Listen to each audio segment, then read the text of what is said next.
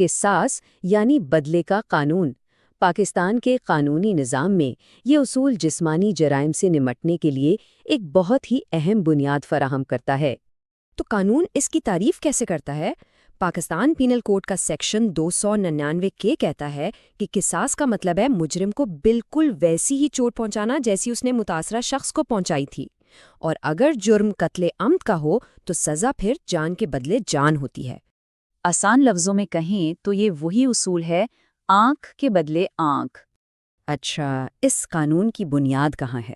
اس کی جڑیں دراصل اسلامی تعلیمات میں ہیں۔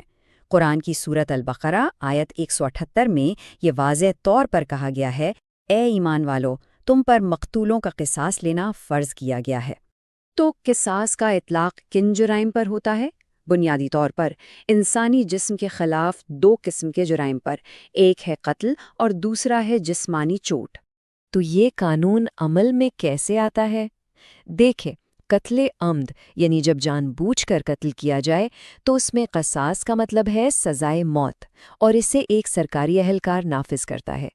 لیکن اگر معاملہ صرف جسمانی چوٹ کا ہو، جسے قانون کی زبان میں جرح کہتے ہیں، تو مجرم کو بالکل ویسی ہی چوٹ پہنچائی جاتی ہے۔ اور یہاں یہ بہت اہم ہے کہ ایک میڈیکل آفیسر اس سارے عمل کی نگرانی کرتا ہے تاکہ یہ یقینی بنایا جا سکے کہ سزا اصل زخم کے برابر ہی ہو۔ جسمانی چوٹ کے معاملے میں قصاص کا نفاذ بہت ہی احتیاط سے کیا جاتا ہے۔ اس کے لیے 3 بہت سخت شرائط ہیں۔ پہلی شرط، سزا مجرم کے جسم کے اسی حصے پر دی جائے گی۔ دوسری، زخم کی نوعیت بالکل ویسی ہی ہونی چاہیے۔ اور تیسری، جو سب سے اہم ہے، وہ یہ کہ ایک میڈیکل آفیسر کو یہ تصدیق کرنی ہوگی کہ یہ سزا اصل نقصان سے زیادہ نہیں ہوگی اور نہ ہی یہ جان لیوا ثابت ہوگی۔ لیکن اتنی سخت سزا دینے کے لیے جرم کو ثابت کرنے کا معیار بھی اتنا ہی سخت رکھا گیا ہے۔ تو جرم ثابت ہوتا کیسے ہے؟ اس کے صرف 2 ہی راستے ہیں۔ پہلا یہ کہ مجرم خود ایک قابل سماعت عدالت کے سامنے اپنے جرم کا سچا اور رضاکارانہ اعتراف کر لے، یا پھر دوسرا راستہ یہ ہے کہ جو بھی گواہیاں پیش کی گئی ہیں وہ تزکیۃ الشہود کے کڑے معیار پر پوری اتریں۔ یہ تزکیۃ الشہود کیا ہے؟ یہ دراصل گواہوں کی جانچ پڑتال کا ایک اسلامی معیار ہے۔ اس میں یہ دیکھا جاتا ہے کہ گواہ قابل اعتبار اور سچے ہیں یا نہیں، اور اکثر ان کے کردار کے لیے بھی کچھ خاص شرائط ہوتی ہیں۔ اور ہاں، ایک اور بہت ضروری شرط یہ بھی ہے کہ قصاص کے نفاذ کے لیے مجرم کا بالغ اور ذہنی طور پر مکمل صحت مند ہونا لازمی ہے۔ اچھا، اب کچھ ایسی صورتیں بھی ہیں جہاں جرم ثابت ہونے کے باوجود قصاص کا نفاذ نہیں کیا جاتا۔ جی، قصاص کا قانون کچھ صورتوں میں لاگو نہیں ہوتا، جیسے کہ اگر مجرم کو سزا ملنے سے پہلے ہی اس کی موت ہو جائے، یا اگر مقتول کا وارث، جسے ولی کہتے ہیں، وہ اپنا حق معاف کر دے۔